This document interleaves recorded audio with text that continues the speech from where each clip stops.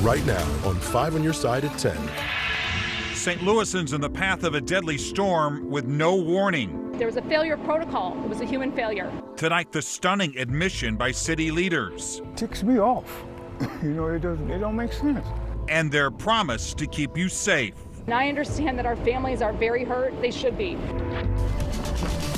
We start tonight at 10 in a weather impact alert. We're under the gun again as storms are moving through the bi-state right now as you head to bed. Good evening, I'm Mike Bush. And I'm Kelly Jackson. These storms have already prompted tornado and thunderstorm warnings with strong winds and hail. Let's get straight over to Chief Meteorologist Scott Connell, who is tracking the storms and the impacts in your neighborhood. Well, you know, we've had a lot of issues here tonight with water in St. Louis. We had some hail in the St. Louis area. Right now, there's one warning, and it's a tornado warning.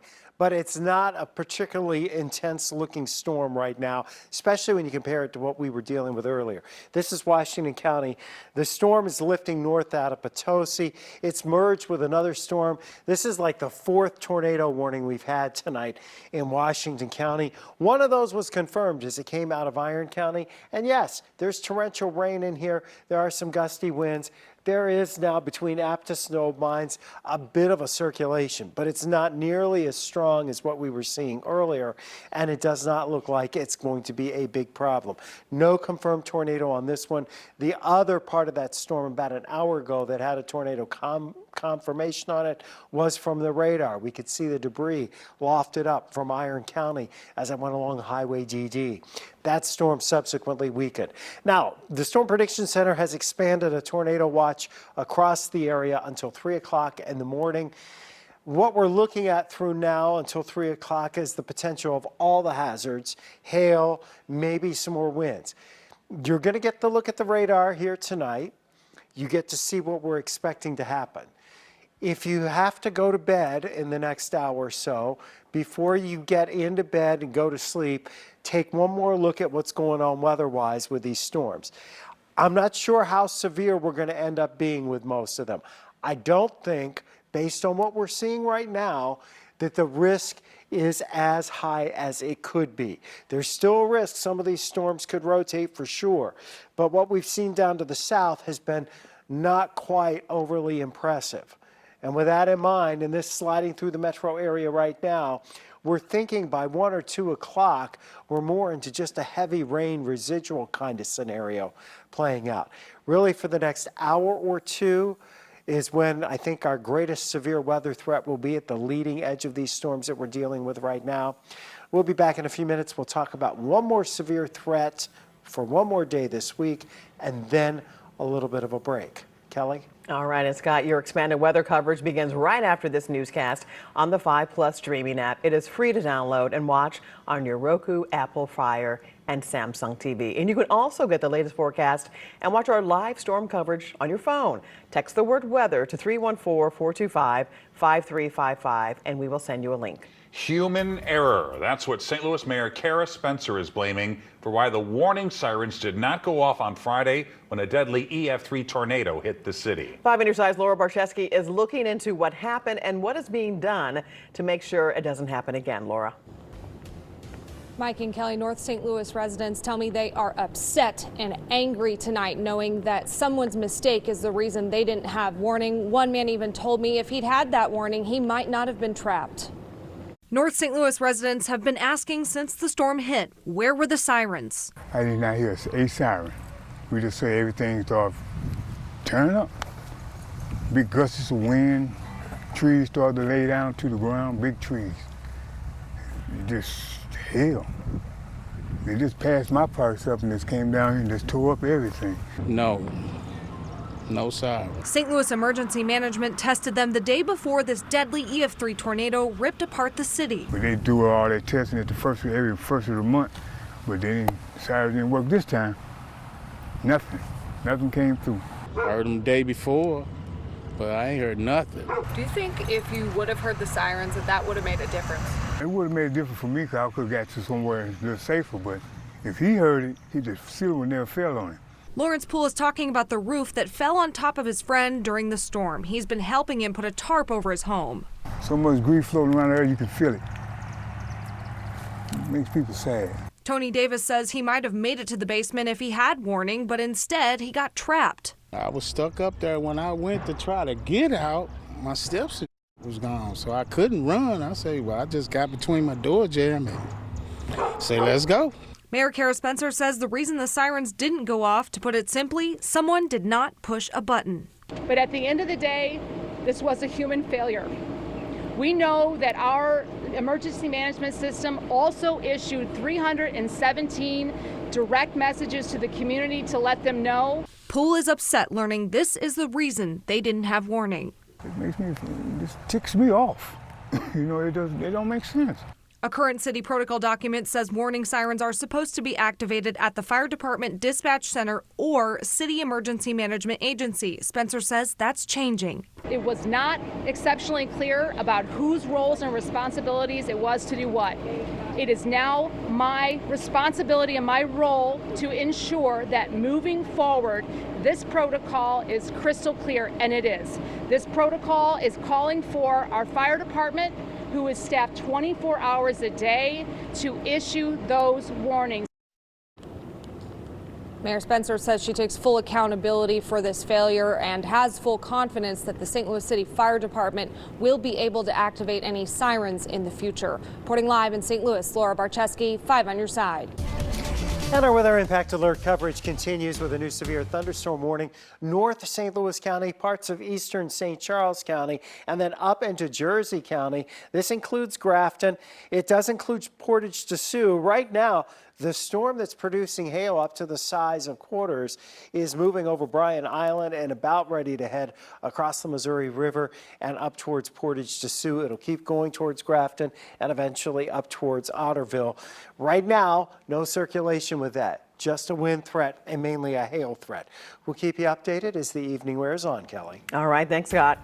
Well, tonight, St. Louis Mayor Kara Spencer says the city has yet to put in a formal request to the governor to deploy the Missouri National Guard to the city. She says it must be a specific request. They are currently completing an assessment of those specific needs.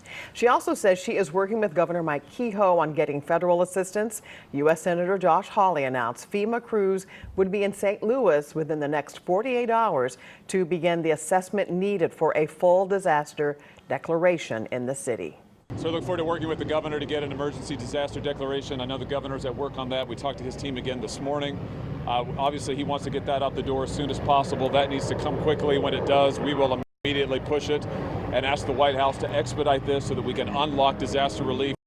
Those assessments are necessary for President Trump to declare a major disaster declaration that would allow individual federal assistance for storm victims. As neighbors await a federal response, communities are taking matters into their own hands by caring for one another. Even some business owners are taking time to serve those in need. 5 on your side's Brent Solomon is live now with the help pouring in for storm survivors. Brent. A very good evening to you guys. We are live at the Urban League office in downtown St. Louis. This is one of the many groups working to bring relief to storm survivors and right away. In fact, all over the city, it really is a community collaboration. And we caught a glimpse of that today. It sounded like bombs going off. We caught up with Taji Barr moments after Friday's tornado hit his apartment here on Cora Avenue. Remnants came through and blew the whole roof off, blew the back of the house out. It's the reality so many are dealing with right now. Destroyed homes, no electricity. We're supposed to be able to depend on one another. It's why day and night you can find Shanita James manning the grill on Kossuth Avenue. I've served maybe over 200 plates of fish. I made collard greens and ham hocks, turkey, rib tips. We had everything, all on the grill. In fact, when St. Louis police happened to be in this area, they noticed her efforts and decided to help her help others. We reached out to the St. Louis Foundation, who immediately jumped into action, providing her more meat to keep the meals coming. I want to thank you, and it was nice meeting you, okay? Nice meeting you. Thank you.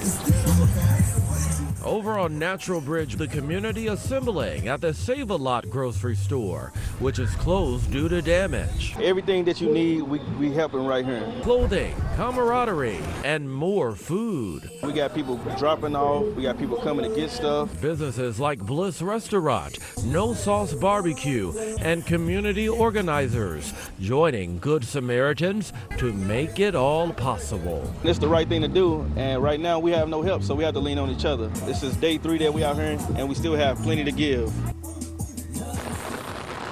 And I tell you what, one of the other groups that's really front and center right now is the Urban League. They're partnering with the United Way to really help St. Louis get through this. If you'd like food delivered to your home, maybe you know someone who needs that, or if you'd like to donate, the number to call is on your screen right now. Tonight, we're live in downtown St. Louis. Brent Solomon, 5 on your side.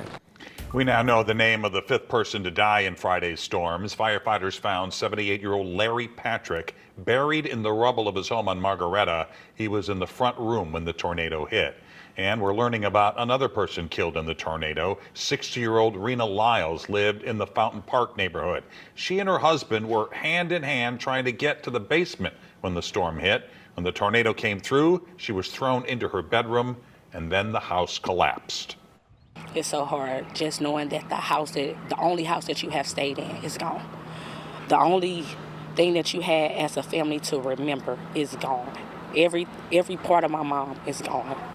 Another victim, Patricia Ann Pendleton, died when Centennial Christian Church collapsed. She was a volunteer at the church. Dolores Holmes died when her family's 3-story home was destroyed. And Juan Baltazar died when a tree fell on his car near Carondelet Park. Tonight, a curfew remains in place from 9 p.m. until 6 a.m. in parts of North City until further notice. St. Louis police say there have been limited reports of looting, but nothing confirmed. Many were forced out of their homes after Friday's deadly twister ripped through North City. Chase Howell from our sister station in Atlanta spent the day on Cates Avenue off Kings Highway, where he learned many are having to travel 20 miles just to find a hotel. Felt the house shake. Entire homes flattened, massive trees uprooted, families left devastated and exposed like the inside of their homes. I saw the way that this wind looked and everything it felt. I knew it was something major. Stacy Nash has been living on Cates Avenue for decades. She says Friday's twister blew out her windows and took off the back half of her house. And I've seen tornadoes on TV, on the news. I even work where we help offer disaster assistance. But for me to actually go through a disaster like I have been, it hits different. And I think she's going to be the one to give me some light. Across the street. As you can see from the bottom, but then we're coming up with another inch gap. So that's telling me that it has pushed out. Wardell Jones is trying to get what he can out of his house. He says by the grace of God, he was at home when the EF3 tornado came barreling through the neighborhood. And even with his roof gone and rain on the way, Jones says he's staying put. I take showers, I get wet. So it's no different than a bath or a shower. You just get wet, you have your clothes on. So if it happens, it happens. If it don't, thank you. And different bags have different things. We have Roshonda Bernard went door to door in the neighborhood passing out Ziploc bags full of snacks and drinks, helping a community she says that did so much for her. You know, it's gut-wrenching. It's gut-wrenching for real, but you know, these are people. You know, if nobody else do it for them, we gotta come together as a community to, you know, help these people out the best way that we can. Again, that was Chase Howell reporting. 5 on Your Side is teaming up with the United Way of Greater St. Louis to help in tornado relief. If you would like to donate, scan the QR code you see right on your screen. And if you're in need of help, this is the easiest way to call. Just call 211. Well, that weather impact alert does continue tonight. 2 warnings. A severe thunderstorm warning for this cell coming out of North St. Louis County into portions of St. Charles County and into far northwestern Madison County and into Jersey County. And we still have that tornado warning here. Northern portions of Washington County just got extended into southeastern Franklin and northwestern west central portions of Jefferson County. Not an imminent threat, but there is some rotation south of Richwoods. We'll be back to to track that in just a few minutes. 10:16, weather impact alert continues. This is a new tornado warning. That storm in Washington County, I mean, these storms have been very pesky for much of the day or much of this evening. You kind of got that little bit of a hook there towards Richwoods. They're moving to the north at about 25 miles per hour. National Weather Service is seeing the circulation here. It's down along Highway 47, just to the southwest of Richwoods. If we track that and pull it on up to the north, it's mainly moving to the north, assuming it can hold together, kind of splits the line here on Jefferson County, Washington County, and Franklin County, where they all meet. Richwoods is the biggest city in there. Fletcher, Maupin, Lubbock, Grubbville, up to Ditmer, in the path of this kind of going north, if it holds together. Now, this is a circulation. This is not as tight of a circulation as what we saw earlier tonight with a storm down into Iron County, but this one has tightened up just a little bit, and so we have this tornado warning in effect. I'm going to pull it back just for a couple of scans here, and you can kind of watch and see that thing tighten up and why they issued the warning farther north, because you do have a bit more of a circulation as it's approaching Richwoods. So if you're in this area, we want you inside, away from windows and doors, as many walls between you and the outside as possible. Again, it is a pretty tight area, and there's a new tornado warning for a southern portion of that storm. Let's kind of go out for that and see what that one's about. That looks like the same spot that we keep having them come up, this one down here towards Belgrade.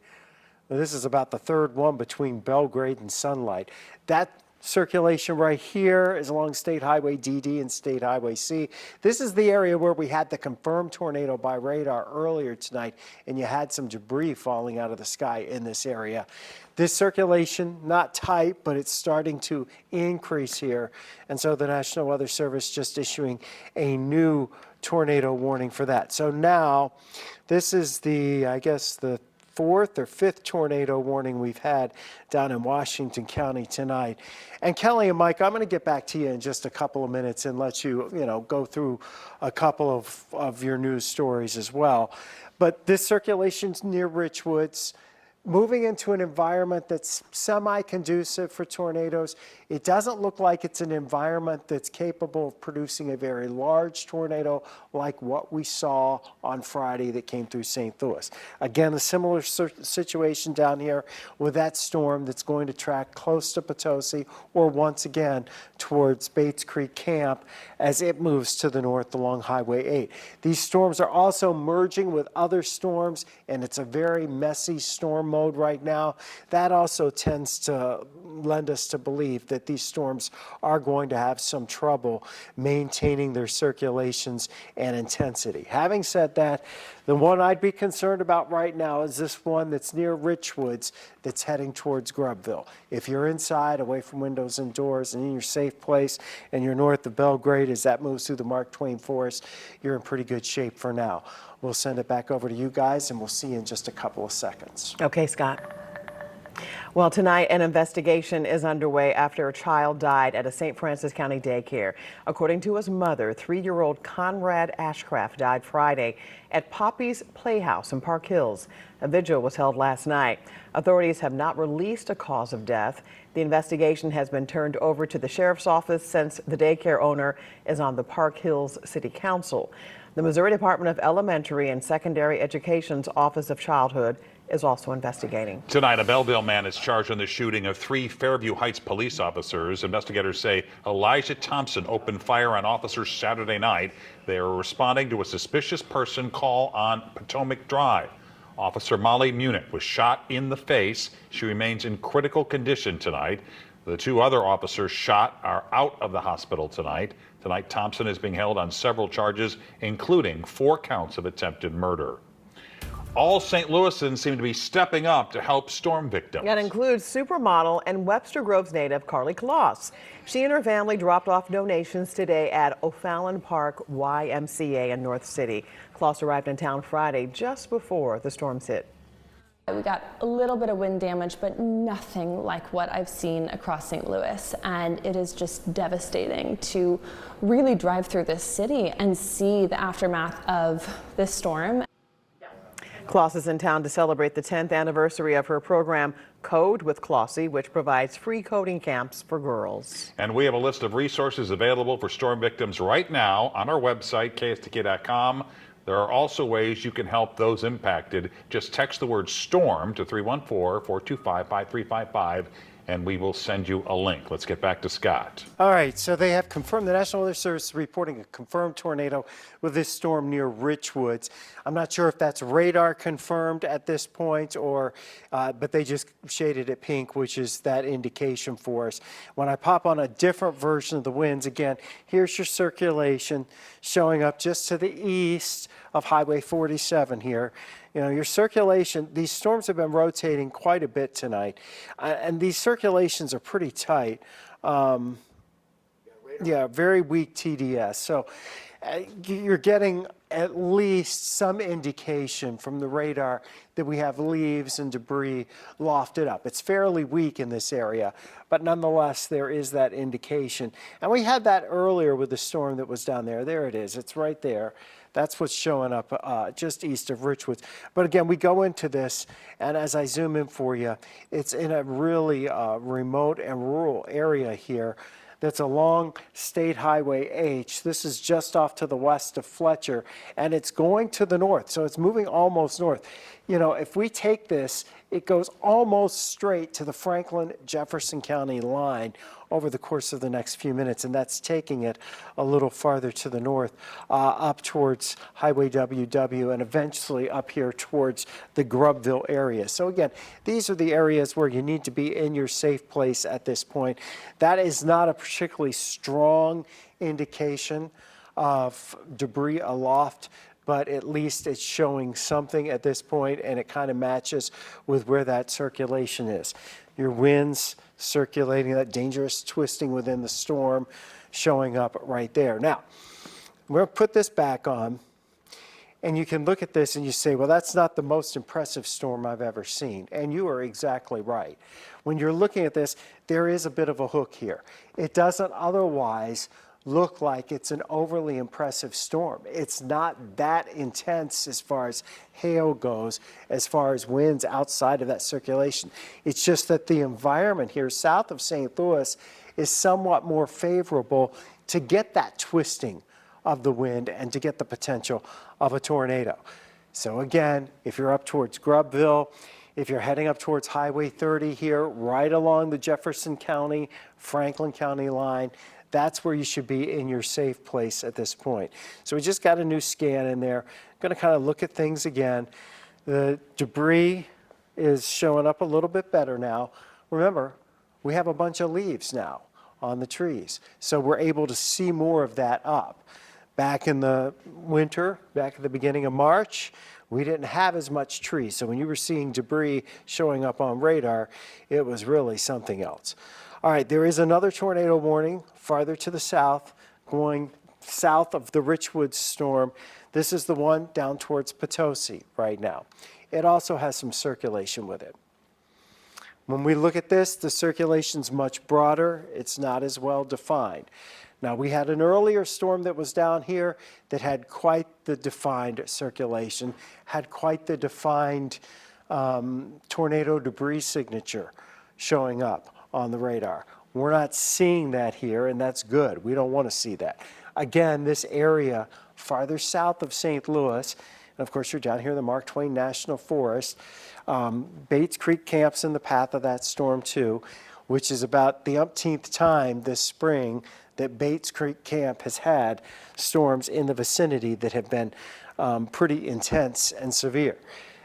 Otherwise, these storms don't look like they're producing much in the way of wind or hail. It looks like we're just getting that circulation at just the right spot. Now, I want to come back up into the metro area. For those of you in the metro area, which is most of us, we've been watching all of this lift to the north. We've had a couple of heavier storms, a couple of severe storms too. We've had some large hail. We had a patch of hail that went along Lindbergh, between Lindbergh and 270 from about Kirkwood up to St. John. But this storm now that's going through Jersey County, part of St. Charles County, northwestern portions of Madison County, that has a little hail with it, maybe some wind. doesn't have any rotation. There are other thunderstorms around St. Louis and across the river into the Metro East, including in areas of Madison County that were hit by the tornado on Friday. They're having to deal with some rain, not especially strong winds. We look farther to the south. These storms coming out of south central Missouri, they're pretty intense right now. There are severe thunderstorm warnings farther down to the south, but that's more of a line, so that would be more of a wind threat. However, we have these storms out ahead of that line that may work over the atmosphere and may prevent that line from becoming a bigger problem. So with that in mind, we got our 2 tornado warnings, one for that storm that's close to and now moving right along the county line here between Jefferson County and Franklin County in Missouri. We've got the tornado watch for the rest of the area. That's going to run until 3 o'clock. I suspect once we get that line a little farther to the east, by midnight or so, it's probably going to get canceled for St. Louis. But between now and 3 o'clock, we're in our weather impact alert with all hazards continuing to be possible. The area down to the south here, as you see this line continuing to kind of fill in, but everything is sliding eastbound. We may get into somewhat of a heavier rain situation here later tonight, but I'm not sure that we're going to get into a lot of flooding. I want to show you the futurecast because at 1 o'clock in the morning, the worst of the storms, all indications are they're pushing east of St. Louis and continuing to move out of here. And then during the morning hours tomorrow, we may have a few more, 3, 4, 5 o'clock, but they're more of heavy rainmakers. And then after that, it's pretty quiet going through much of the rest of the day until we get to about midday tomorrow. And then we have the potential of seeing some stronger storms develop once again, especially from St. Louis to the east. So that's why we have our area for tomorrow under a weather impact alert and continuing it through tomorrow. So just going back to the storms that we're dealing with right now, they're moving through the metro area, but the storms in Metro St. Louis proper are not causing severe weather. But the storms just to our south are in fact strong to severe. And we just got a new severe thunderstorm warning. Jimmy, it looks like along that line. Jim Castillo's here with me tonight. Yeah. Until 11:15 on that one, Reynolds County, Iron, Crawford, Washington. So Reynolds, Iron, Crawford, and into Washington County for that band that we were just talking about. That's the wind producer. That's what's coming our way. That's the wind producer. So that comes in on the heels of these storms that are trying to produce tornadoes here. So now we go with the confirmed tornado warning out of Washington County and just here in Jefferson County and Franklin County. Now this storm, it just looks ugly in terms of what we've got. You've lost a lot of your twisting. It's not as well defined as it was. But what we can say is we still have debris showing up, a small area. That's a tornado debris signature right down there. Now this is probably a few minutes old compared to, what we were looking at a few minutes ago. But again, State Highway WW. So Maupin, you've probably had something falling out of the air within the showers and thunderstorms. So severe thunderstorm warning. Now, in addition to this tornado warning, we just got all kinds of things going on tonight, Jimmy.